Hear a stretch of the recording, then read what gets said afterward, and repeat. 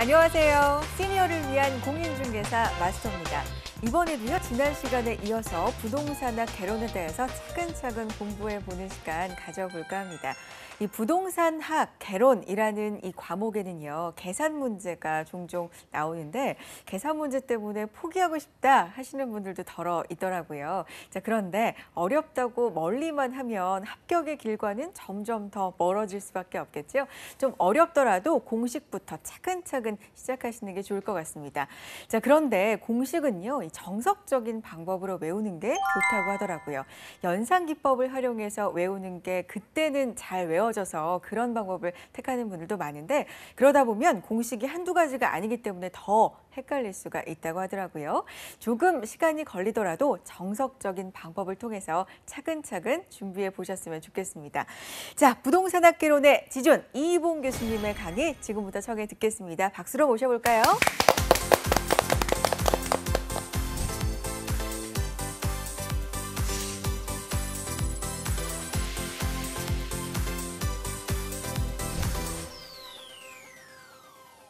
안녕하십니까. 부동산 학개론 이희봉입니다. 우리 지난 시간까지 수요와 공급에 이어서 부동산 경기 변동까지 봤습니다.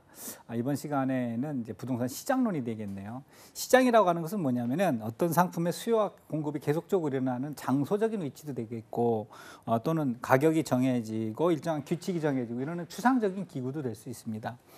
그런데 우리가 이제 그 생산물 시장이다, 화폐 시장이다, 노동 시장이다, 자본 시장이다 이런 개념을 한다면 추상적인 관념적인 시장이 되는 거고, 또는 혹은 뭐 자갈치 시장이라든가 아니면은 뭐 강남 시장이라든가 이렇게 지역을 지칭하는 것은 지역 시장이라고 이해를 하시면 되겠습니다.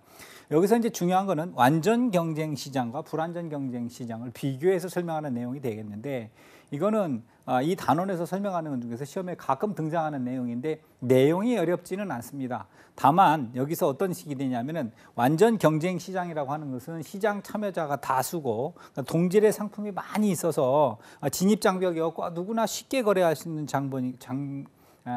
시장이고, 그다음에 완전한 정보를 가지고 있기 때문에 가격을 순응하게 됩니다. 그래서 상품의 공급자들이 많아지면 가격이 내려가는 거죠. 그 다음에 사려는 사람이 많아지게 되면 가격이 올라가는 거죠. 이런 시장을 완전 경쟁 시장이라고 보겠습니다. 반면에 이제 불완전 경쟁 시장은 공급자가 일단 한두 명밖에 없어요. 그러니까 이분들이 가격을 조절을 할 수 있는 가격을 가지고 어떤 장난을 할 수 있는 그런 가능성이 있겠죠. 그래서 제품에 대한 차별성이 아주 강한 특수한 그런 제품들이 되겠습니다.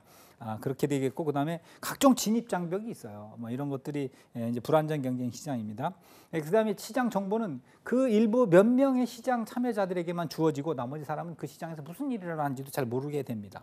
그래서 이때 가격 지배력은 불완전 경쟁 시장에서는 공급자가 갖게 된다. 그럼으로써 이제 초과 이윤이 그 공급자들이 갖게 되는 거죠. 예를 들자면 요즘에 뭐 무슨 이동통신 시장이 뭐 어떻고 그래서 SK 뭐 LG 뭐 이런 일부 회사를 얘기를 해서 그렇습니다만은, 그런 시장 같은 경우에는 시장 참여자가 소수이고 공급자가 적기 때문에 그런 건 불완전 경쟁 시장이라고 볼 수가 있겠고, 예를 들자면 사과나 무 같은 농산품 시장 같은 경우에는 완전 경쟁 시장이다 이렇게 이해를 하시면 되겠습니다. 부동산 시장은 그럼 어떤 특성을 가지고 있느냐? 부동산 시장이라고 하는 정의 자체는 뭐냐면 유사한 부동산에 대해서 유사한 가격이 형성되는 특징을 가지고 있더라. 그리고 그것이 지역적으로, 지리적으로 구역이 정해지는 그런 위치에 따라서 여러 개의 부분 시장으로 나눠지더라. 그래서 강남에서는 가격이 오르는데 강북에서는 내려갈 수도 있는 거고. 그래서 그 지역적인 특성이 많이 개입이 되게 되는 것이 이제 부동산 시장의 개념이라고 볼 수가 있겠습니다. 다만 이제 부동산 시장이 일반 재화 시장하고 가장 다르게 되는 것은 뭐냐면 지리적 위치를 가지고 있다. 이게 부동산의 어떤 파생적 특징이 있어요. 부동산이라고 하는 재화가 갖는 특성에 비교를 해서 부동산 시장이 어떤 변화를 가져오는지, 어떤 특징을 가지고 있는지는 반드시 시험에서 다뤄지는 내용이기 때문에 여기 있는 내용은 어렵지는 않습니다. 그렇기 때문에 이 내용은 반드시 기억을 해주셔야 됩니다. 자, 일반 재화 시장과 다른 점이 뭐냐? 그래서 부동산은 움직이지 못하는 부동성이라고 하는 특징을 가지고 있다. 그렇기 때문에 어떻습니까? 아까 제가 설명드렸듯이 강남시장, 강북시장, 뭐 안암동시장, 마포시장 따로따로 구분이 되더라. 지역 간의 거래가 일어납니까? 안 일어나게 되더라. 그래서 상품이 표준화되어 있나요? 저쪽은 뭐 예를 들어서 다가구가 많고 이쪽은 아파트가 많고 표준화도 안 되어 있습니다.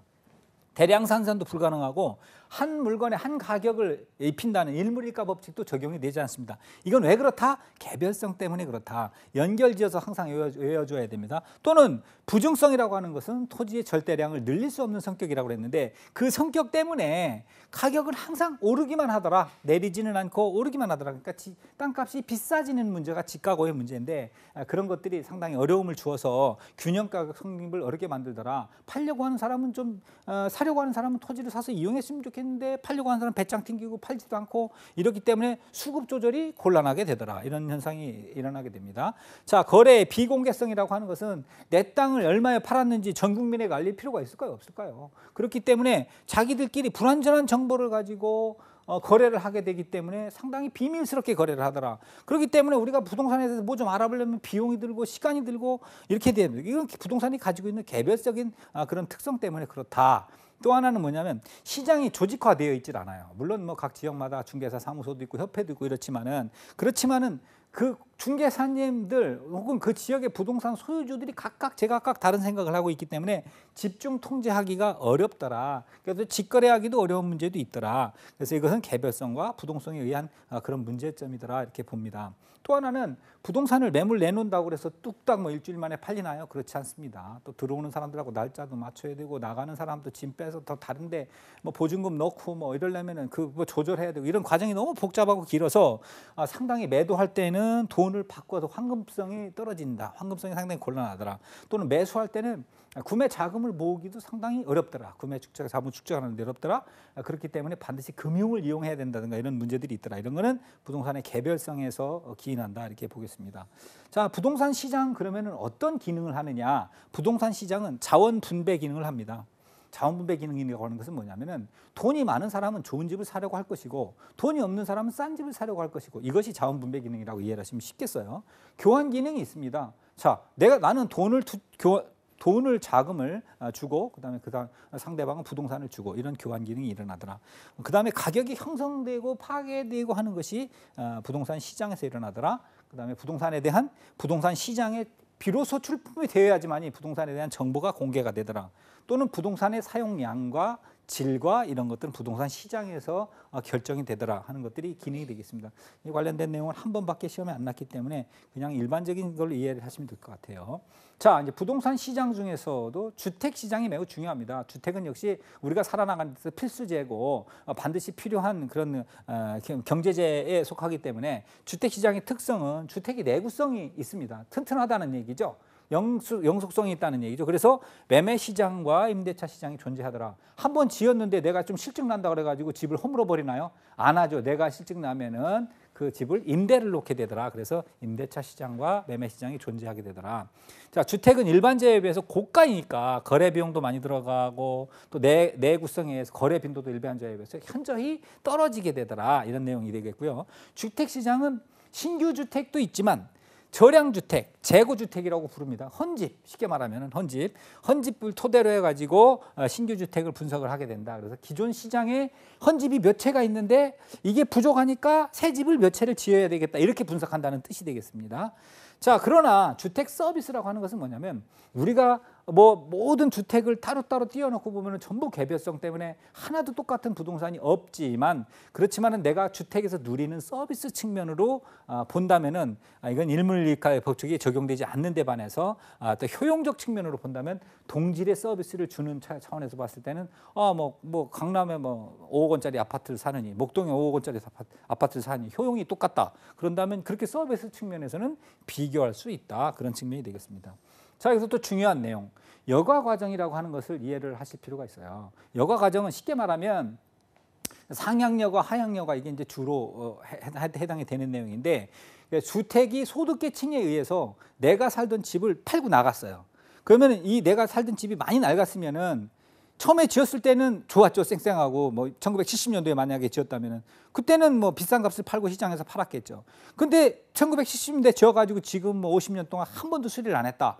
그러면 이 집이 이미 뭐 우리가 지금 주택법에 정한 어떤 일반적인 기준을 충족하지 못하는 불량주택이 되어 있을 가능성이 큽니다. 그러면 그 시장에다 내놓게 되면은 부자가 사게 됩니까? 가난한 사람이 사게 됩니까?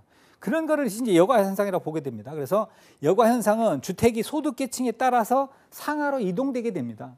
어느 한 지역이 개발이 지연된다든가 법규에 묶여 있다든가 이러면 이런 여가 현상이 반드시 일어나게끔 돼 있어요. 그래서 하향 여가라고 하는 것은 고소득층이 사용하던 주택을 저소득층이 쳐들어오는 걸 말한다, 이렇게 생각하시면 될 것 같아요. 제가 좀 쳐들어온다고 좀 과격한 표현을 썼는데 이해하기 쉬우라고 이렇게 설명을 드리는 거예요. 그래서 사용이 전환되는 것이 하향 여가다. 그다음 그 상향 여가는 뭐냐? 저소득층이 사용하던 주택을 고소득층이 사용하게 되는 현상을 말합니다.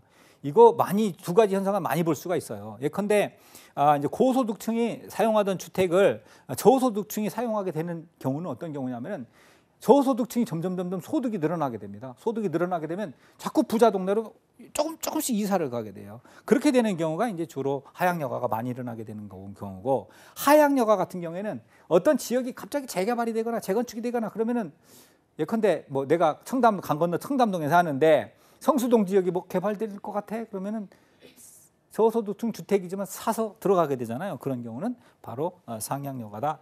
이렇게 보시면 되겠습니다.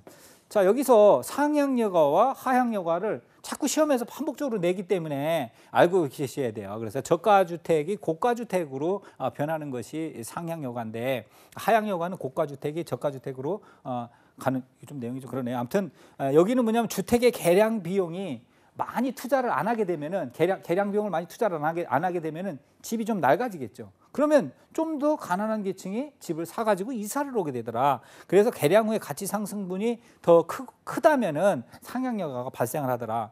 이때는 어떤 것이 일어나느냐? 제가 아까 설명드렸듯이 재개발 등이 활발하게 일어나는 데서 상향 여가가 일어난다. 그런 내용이에요. 그래서 그 지역은 반드시 인근 지역이 성장기 형태를 띠게 됩니다. 지금 아까 예를 들었던 성수동 예를 좀 들어보시면 될 것 같아요. 성수동이 처음에는 공장 지역이어서 좀 저소득층이 뭐 살고 있었다 그런다면, 최근에 이제 막 그쪽에 많은 좋은 아파트들이라든가 주택단지라든가 이런 것들이 생기면서 상향 여가가 많이 발생한 케이스다, 이렇게 이해를 하시면 좀 이해가 빠르실 것 같네요. 자, 그럼 하향 여가는 어떻게 되느냐? 이렇게 되면 이제 고가 주택이 이제 저가 주택화 되는 건데, 개량 비용이 너무 커. 가치 상승분이 더 작아요. 그렇게 되면은 수선을 안 하게 되는 겁니다. 수선을 안 하게 되면 고급 주택이 자꾸 가난한 계층들이 이사를 오게 되겠죠. 그래서 이때는 뭐 고급 주택지로 저소득층이 올라온다고 보지만은 쇠퇴기가 시작된다. 그래서 이거는 나중에는 놔두게 되면 천이기까지 활발하게 된다. 이런 내용입니다. 그래서 외부 효과라는 거 하는 것은 정책론 시간에 배우게 되겠습니다만은, 주변이 자꾸 개발이 일어나고 성장이 일어나게 되면은 긍정적인 외부 효과가 일어나서 우리 집 가격도 오르게 되는 거고, 그다음에 주변이 자꾸 쇠퇴하게 되면은 우리 집은 가만히 있었음에도 불구하고 영향을 받아서 우리 집 가격도 괜히 떨어지게 되는 것이 바로 외부 효과다. 이렇게 이해를 하시면 되겠습니다.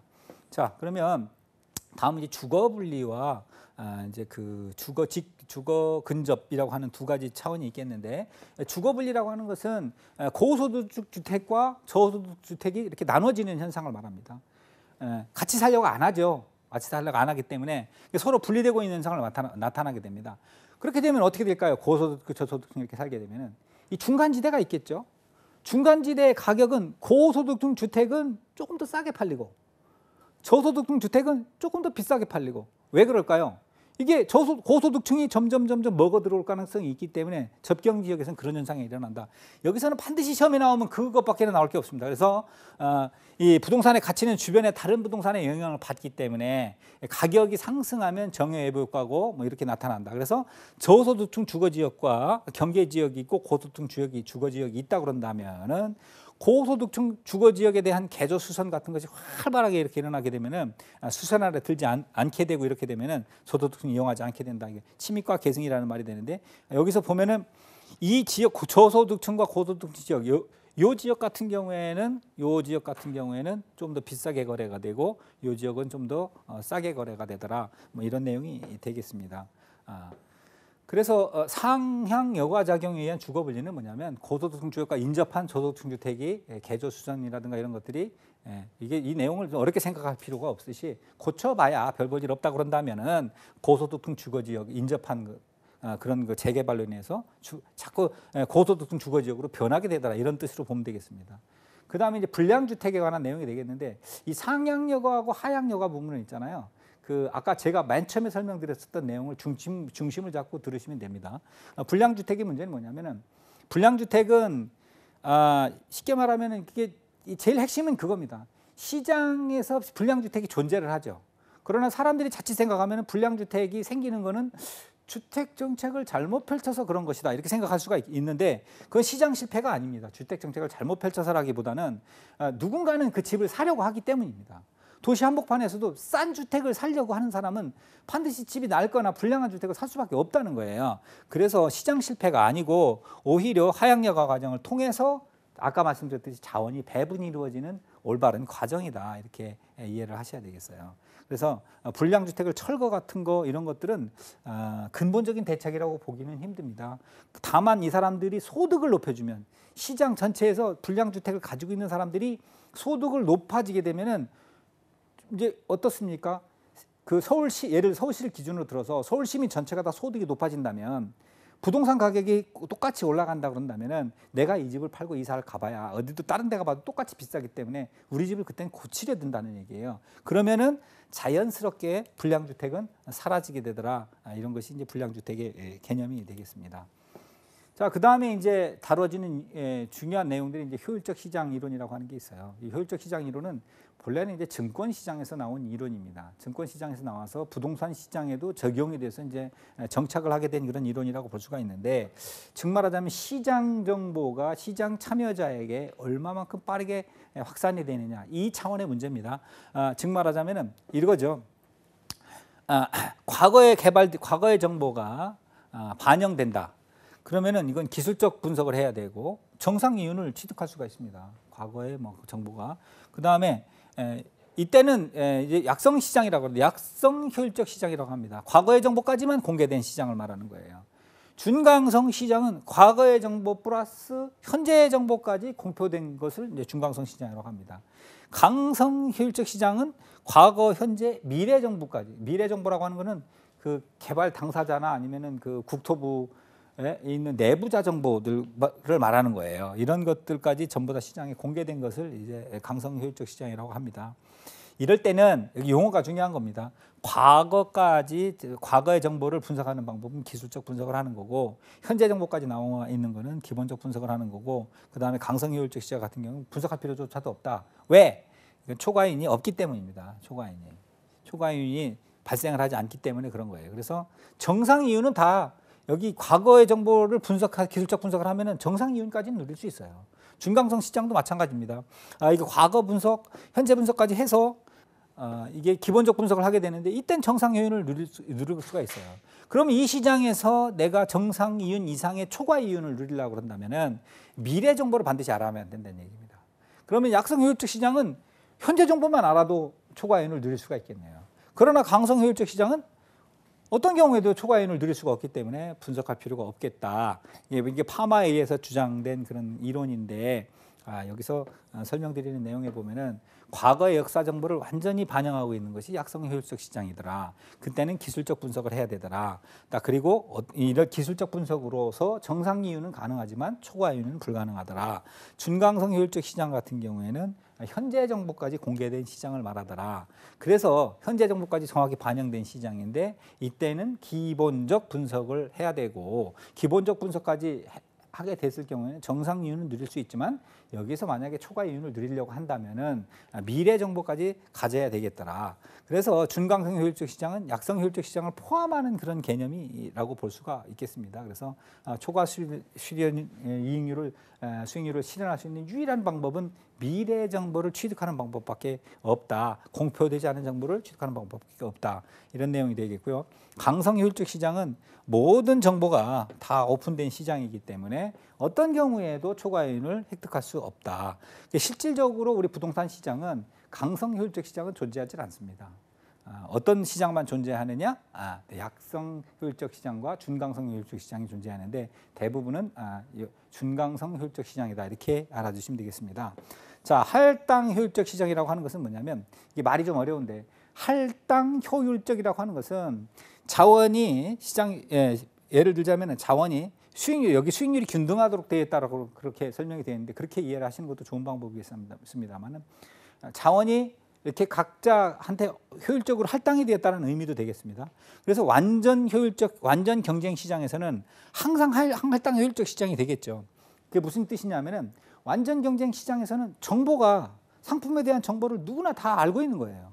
그렇기 때문에 누구한테나 다 내가 그냥 그 제품을 사거나 아니면 그 상품을 구매를 하게 되면은 그 정상 이윤을 항상 취득할 수 있는 그런 시장이다. 그래서 완전 할당 효율적 시장이 되기는 했지만 그것이 할당 효율적 시장이라고 해서 완전 경쟁 시장이라고 말할 수는 없다. 이런 내용도 알아두시기 바랍니다.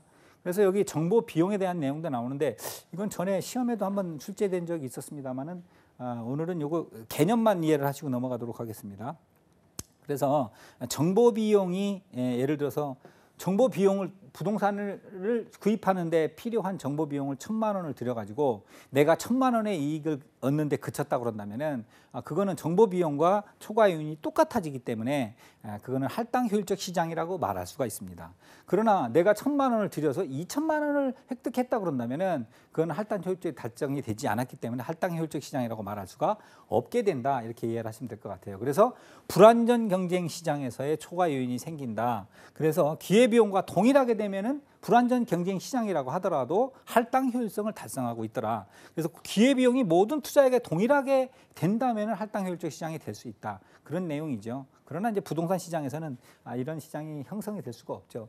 그래서 마치 이게 시험에 등장하게 되면은 말이 참 고말이 고말 같고 그래서 많이 헷갈리게 되는데 할당 효율적 시장이라고 하는 것은 정보 비용과 초과 이윤이 같아지는 시장이라고 이해를 하시면 될 것 같아요. 그래서 부동산 투기가 성립하는 것은 투기를 왜 합니까? 초과 이윤 때문에 하는 거죠. 남들보다 더 벌려고 하는 거죠. 남들하고 똑같이 본다면 굳이 투기를 할 필요가 없겠죠. 그거는 왜 그러냐? 할당 효율적이지 못하기 때문에 일어나는 것이다. 이런 내용입니다. 그래서 부동산을 취득할 때는 부동산 시장에 대한 정보 분석, 이것도 할당 효율적 시장에 있어서 중요한 요소가 된다. 이런 내용입니다. 그럼 가치와 정보 분석 비용에 대해서 한번 알아보도록 하겠습니다. 그래서 정보가 불확실한 경우에 부동산 가치, 이렇게 이제 그다음에 재개발될 확률이 있을 때 부동산 가치 이렇게 설명이 되는데 만약에 이게 시험 문제로 등장을 하게 된다면 어렵게 생각을 할 필요는 없어요. 이거는 이렇게 이해를 하시면 쉽습니다. 자, 여기서 재개발 가능성이 절반이다라고 한다면은 여기서 보면은 가격이 오르면 여기 위에서 보면은 가격이 오르면 6,600만 원이 되는 거고 오르지 않으면 개발되지 않으면 4,400만 원이 된다고 그런다면은 요런 경우와 요런 경우 두 개를 반반이라며요. 그러니까 나누기 2를 더해서 반으로 나누게 되면은 요런 경우에 이 지금 현재 내가 느끼기에 가치는 5,500만 원이 되는 겁니다. 근데 여기까지는 누구나 다 알 것 같아요. 자, 그러면 자, 이제 요구 수익률이 10%이기 때문에 5,500만 원을 1년이라는 동안 또 이자를 내야 되잖아요. 이자를 10%를 내게 되면 1.1로 나누게 되면은 실제 가치는 5천만 원이라고 보는 거예요. 1년 뒤에 오를 것이다라고 했기 때문에 1년 동안 내가 10% 이자를 물어야 되잖아요. 그걸 포함하게 되면 이렇게 된다. 그래서 가치가 있는 개발의 가능성 있는 정보를 반영한 가치인데 효율적 시장이라면 5천만 원의 이 제품이 이 부동산이 거래가 되어야지 맞게 된다 이런 얘기죠. 그다음에 이제 개발 확률이 100%라고 그런다면은 또 얘기가 또 달라지죠. 왜 개발 확률이 100%라고 그런다면은 여기서 아까 개발되면 6,600만 원이라며요. 그걸 1.1로 나누기 때문에 그때는 6천만 원이 되는 거죠. 그럼 어떤 차이가 있습니까? 현재는 5천만 원이라고 판단했는데 실제로 개발이 된다면 얼마를 더 벌게 되나요? 1,000만 원을 더 벌게 되는 거죠. 그래서 이때 정보 비용은 1,000만 원이 되는 거예요. 그래서 정보 가치가 1,000만 원인데 내가 그 정보를 얻는데 1,000만 원보다 싸게 물건을 내가 그 정보를 얻었다 그런다면은 초과 이윤이 있는 거고 그다음에 1,000만 원보다 비싸게 얻었다 그런다면은 초과 이윤이 없는 것이 되기 때문에 정보를 획득하게 되는 비용으로서 이게 할당 효율적 시장이라고 볼 수가 있겠습니다. 자, 이게 우리 시장론에서 네 문제가 해마다 출제가 되고 있는데 여기서 중요하게 다뤄지는 쟁점은 그거예요. 이게 부동산 시장이 부동산의 특성과 더불어서 어떤 기능을 가지고 있느냐. 예컨대 개별성에 의해서 부동산은 일물일가 법칙이 적용되지 않더라. 움직이지 않기 때문에 지역 시장화되더라. 또는 부동산은 부증성에 의해서 더 이상 늘리기 어렵기 때문에 가격은 계속 오르기만 하더라. 이런 내용들. 아까 부동산 특성과 연결지어서 생각해야 되는 부분이 반드시 시험에 등장을 하게 된다. 이런 말씀을 드렸었고 또는 우리가 그 주택의 여가 과정을 봤어요. 주택 시장에 있어서 상향 여가와 하향 여가의 두 가지 차이가 있었는데 하향여관은 이제 고급층이 쓰던 주택을 이제 저급층이 들어와서 쓰게 되는 경우, 그다음에 이제 상향여관은 저급층이 쓰던 주택을 고급층이 사용하는 그런 경우가 있었고, 그다음에 직주 분리라고 하는 게 있었습니다. 그래서 그 직주 분리가 아니고 주거 분리죠. 주거 분리는 고소득층과 저소득층이 분리를 해서 살게 되는데, 중간지대에 있어서는 항상 고소득층 주택은 할인돼서 거래되고 저소득층 주택은 할증돼서 거래되더라. 이런 아주 기본적인 이론을 반드시 기억을 하시기 바라고요. 그다음에 여기서 할당 효율적 시장에 있어서 부동산 시장은 준강성 효율적 시장이고, 약성 효율적 시장은 기술적 분석을 한다. 준강성 시장을 기본적 분석을 한다. 그래도 이제 초과이윤을 누리려면은 미래 정보까지 취득을 해야 된다 하는 내용. 그리고 정보 가치하고 부동산의 초과 이윤하고 같아진다면 부동산 시장도 불완전한 시장이지만 할당 효율적 시장이 될 수 있다 하는 내용까지 반드시 기억을 해두시기 바랍니다. 우리 시장론에서 네 문제가 출제되는 것은 반드시 득점을 하고 가야지만이 어려운 문제가 아니기 때문에 득점을 하고 가야지만이 유리할 것이라고 생각을 합니다. 자, 오늘은 여기까지 설명드리겠습니다. 감사합니다.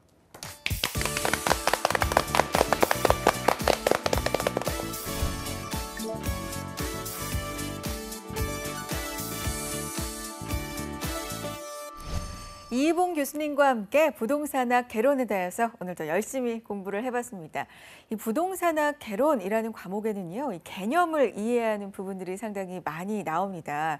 교수님께서도 표현으로 언급을 해주셨지만 그 말이 그 말 같다 하는 부분들도 사실은 꽤 있습니다.